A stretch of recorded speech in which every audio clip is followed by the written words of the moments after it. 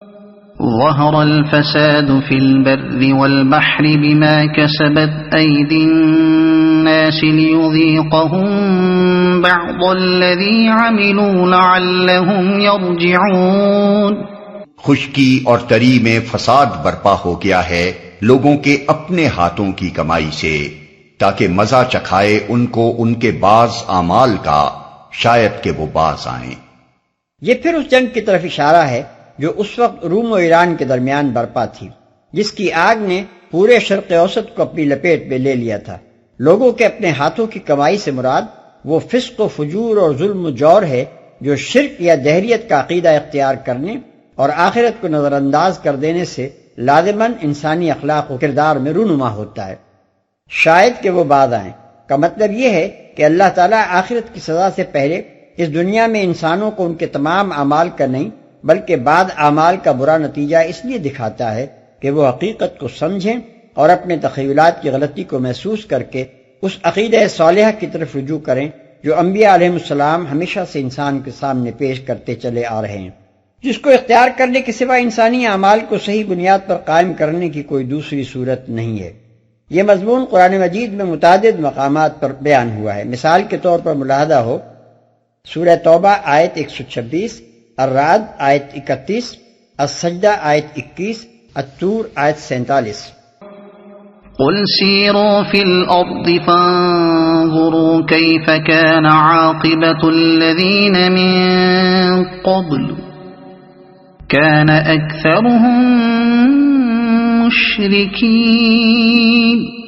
اے نبی ان سے کہو زمین میں چل پھر کر دیکھو پہلے گزرے ہوئے لوگوں کا کیا انجام ہو چکا ہے، ان میں سے اکثر مشرک ہی تھے۔ یعنی روم و ایران کی تباہ کن جنگ آج کوئی نیا حادثہ نہیں ہے، پچھلی تاریخ بڑی بڑی قوموں کی تباہی و بربادی کے ریکارڈ سے بھری ہوئی ہے، اور ان سب قوموں کو جن خرابیوں نے برباد کیا ان سب کی جڑ یہی شرک تھا، جس سے بعد آنے کے لیے آج تم سے کہا جا رہا ہے۔ فَأَقِمْ وَجْهَكَ لِلدِّينِ الْقَيِّمِ مِنْ قَبْلِ أَنْ يَأْتِيَ يَوْمٌ لَا مَرَدَّ لَهُ مِنَ اللَّهِ يَوْمَئِذٍ يَصَّدَّعُونَ۔ پس اے نبی اپنا رخ مضبوطی کے ساتھ جما دو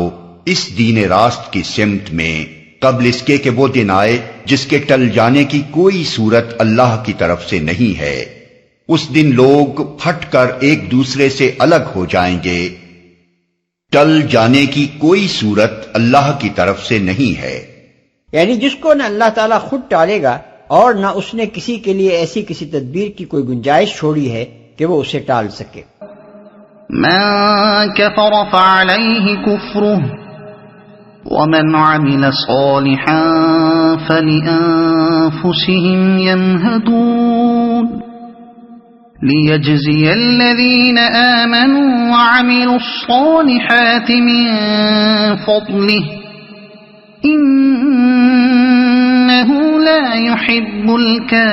الكافرين۔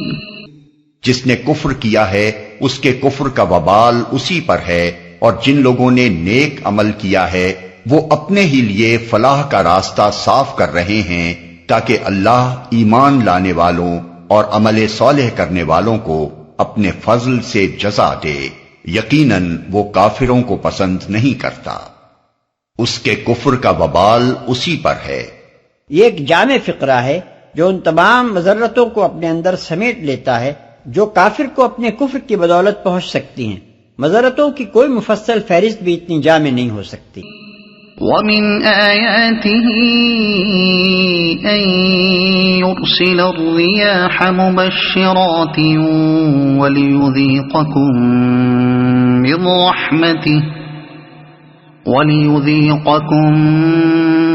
رَّحْمَتِهِ وَلِتَجْرِيَ الْفُلْكُ بِأَمْرِهِ وَلِتَبْتَغُوا مِن فَضْلِهِ وَلَعَلَّكُمْ تَشْكُرُونَ۔ اس کی نشانیوں میں سے یہ ہے کہ وہ ہوائیں بھیجتا ہے بشارت دینے کے لیے اور تمہیں اپنی رحمت سے بہرہ مند کرنے کے لیے، اور اس غرض کے لیے کہ کشتیاں اس کے حکم سے چلیں اور تم اس کا فضل تلاش کرو اور اس کے شکر گزار بنو۔ بشارت دینے کے لیے یعنی باران رحمت کی خوشخبری دینے کے لیے۔ کشتیاں اس کے حکم سے چلیں۔ یہ ایک اور قسم کی ہواؤں کا ذکر ہے جو جہاز رانی میں مددگار ہوتی ہیں۔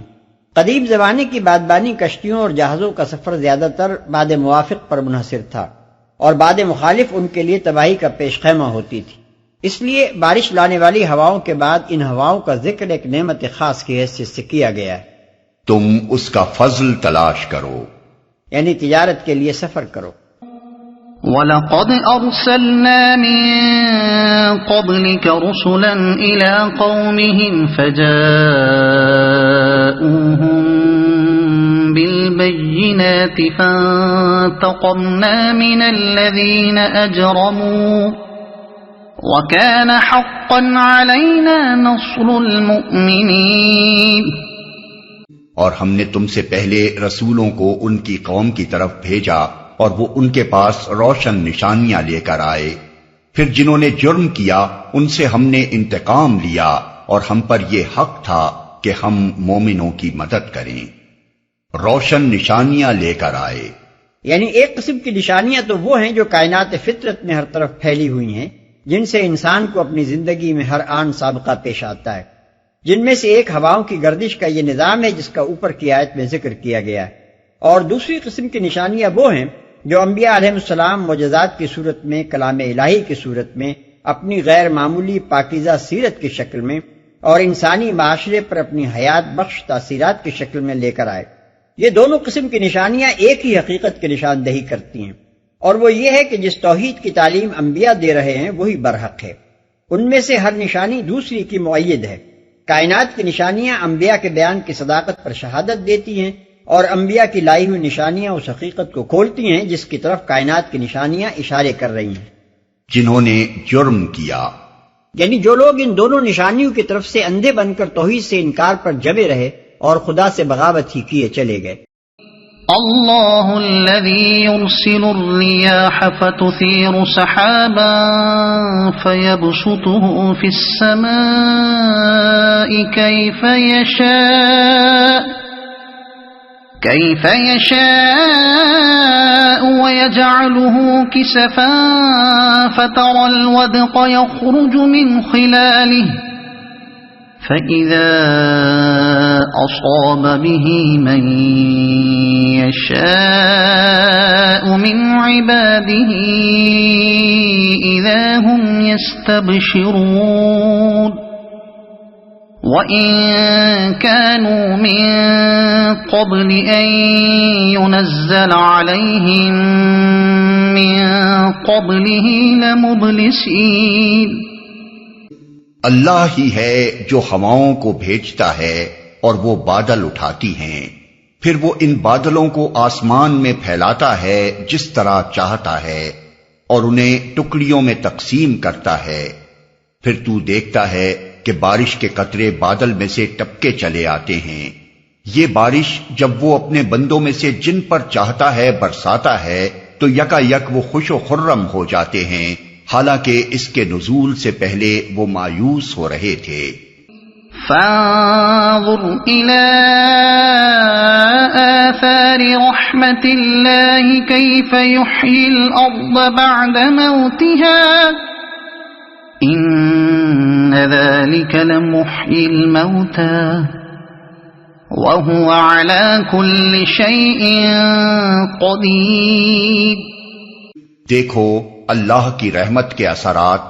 کہ مردہ پڑی ہوئی زمین کو وہ کس طرح جلا اٹھاتا ہے، یقیناً وہ مردوں کو زندگی بخشنے والا ہے اور وہ ہر چیز پر قادر ہے۔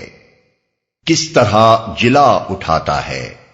یہاں جس انداز سے نبوت اور بارش کا ذکر یکے بعد دیگرے کیا گیا ہے، اس میں ایک لطیف اشارہ اس حقیقت کی طرف بھی ہے کہ نبی کی آمد بھی انسان کی اخلاقی زندگی کے لیے ویسی ہی رحمت ہے جیسے بارش کی آمد اس کی مادی زندگی کے لیے رحمت ثابت ہوتی ہے۔ جس طرح آسمانی بارش کے نزول سے مردہ پڑی ہوئی زمین یکایک جی اٹھتی ہے اور اس میں کھیتیاں لہلہانے لگتی ہیں، اسی طرح آسمانی وحی کا نزول اخلاق اور روحانیت کی ویران پڑی ہوئی دنیا کو جلا اٹھاتا ہے اور اس میں فضائل و محامد کے گلزار لہلہانے شروع ہو جاتے ہیں۔ یہ کفار کی اپنی بدقسمتی ہے کہ خدا کی طرف سے یہ نعمت جب ان کے ہاں آتی ہے تو وہ اس کا کفران کرتے ہیں اور اس کو اپنے لیے مژدہ رحمت سمجھنے کے بجائے پیام موت سمجھ لیتے ہیں۔ وَلَئِنْ أَرْسَلْنَا رِيحًا فَرَأَوْهُ مُصْفَرًّا لَظَلُّوا مِن بَعْدِهِ يَكْفُرُونَ۔ اور اگر ہم ایک ایسی ہوا بھیج دیں جس کے اثر سے وہ اپنی کھیتی کو زرد پائیں تو وہ کفر کرتے رہ جاتے ہیں۔ وہ اپنی کھیتی کو زرد پائیں، یعنی باران رحمت کے بعد جب کھیتیاں سرسبز ہو چکی ہوں، اس وقت اگر کوئی ایسی سخت سرد یا سخت گرم ہوا چل پڑے جو ہری بھری فصلوں کو جلا کر رکھتے، کفر کرتے رہ جاتے ہیں۔ یعنی پھر وہ خدا کو کوسنے لگتے ہیں اور اس پر الزام رکھنے لگتے ہیں کہ اس نے یہ کیسی مصیبتیں ہم پر ڈال رکھی ہیں، حالانکہ جب خدا نے ان پر نعمت کی بارش کی تھی اس وقت انہوں نے شکر کے بجائے اس کی ناقدری کی تھی۔ یہاں پھر ایک لطیف اشارہ اس مضمون کی طرف ہے کہ جب خدا کے رسول اس کی طرف سے پیام رحمت لاتے ہیں تو لوگ ان کی بات نہیں مانتے اور اس نعمت کو ٹھکرا دیتے ہیں۔ پھر جب ان کے کفر کی پاداش میں خدا ان پر ظالموں اور جباروں کو مسلط کر دیتا ہے اور وہ جور و ستم کی چکی میں انہیں پیستے ہیں اور جوہر آدمیت کا قلقمہ کر ڈالتے ہیں، تو وہی لوگ خدا کو گالیاں دینا شروع کر دیتے ہیں اور اسے الزام دیتے ہیں کہ اس نے یہ کیسی ظلم سے بھری ہوئی دنیا بنا ڈالی ہے۔ فَإِنَّكَ لَا تُسْمِعُ الْمَوْتَى وَلَا تُسْمِعُ الصُّمَّ الدُّعَاءَ إِذَا وَلَّوْا مُدْبِرِينَ وَمَا أَنْتَ بِهَادِ الْعُمْيِ عَنْ ضَلَالَتِهِمْ إِن تُسْمِعُ إِلَّا مَن يُؤْمِنُ بِآيَاتِنَا فَهُمْ مُسْلِمُونَ۔ اے نبی، تم مردوں کو نہیں سنا سکتے، نہ ان بہروں کو اپنی پکار سنا سکتے ہو جو پیٹھ پھیرے چلے جا رہے ہوں، اور نہ تم اندھوں کو ان کی گمراہی سے نکال کر راہ راست دکھا سکتے ہو۔ تم تو صرف انہی کو سنا سکتے ہو جو ہماری آیات پر ایمان لاتے اور سرے تسلیم خم کر دیتے ہیں، مردوں کو نہیں سنا سکتے۔ یہاں مردوں سے مراد وہ لوگ ہیں جن کے ضمیر مر چکے ہیں، جن کے اندر اخلاقی زندگی کی رمق بھی باقی نہیں رہی ہے، جن کی بندگی نفس اور ضد اور ہٹ دھرمی نے اس صلاحیت ہی کا خاتمہ کر دیا ہے جو آدمی کو حق بات سمجھنے اور قبول کرنے کے قابل بناتی ہے، جو پیٹھ پھیرے چلے جا رہے ہوں۔ بہروں سے مراد وہ لوگ ہیں جنہوں نے اپنے دلوں پر ایسے قفل چڑھا رکھے ہیں کہ سب کچھ سن کر بھی وہ کچھ نہیں سنتے۔ پھر جب ایسے لوگ یہ کوشش بھی کریں کہ دعوت حق کی آواز سرے سے ان کے کان میں پڑنے ہی نہ پائے اور دائی کی شکل دیکھتے ہی دور بھاگنا شروع کر دیں، تو ظاہر ہے کہ کوئی انہیں کیا سنائے اور کیسے سنائے۔ نہ تم اندھوں کو ان کی گمراہی سے نکال کر راہ راست دکھا سکتے ہو۔ یعنی نبی کا کام یہ تو نہیں ہے کہ اندھوں کا ہاتھ پکڑ کر انہیں ساری عمر راہ راست پر چلاتا رہے، وہ تو راہ راست کی طرف رہنمائی ہی کر سکتا ہے، مگر جن لوگوں کی ہیے کی آنکھیں پھوٹ چکی ہوں اور جنہیں وہ راستہ نظر ہی نہ آتا ہو جو نبی انہیں دکھانے کی کوشش کرتا ہے، ان کی رہنمائی کرنا نبی کے بس کا کام نہیں ہے۔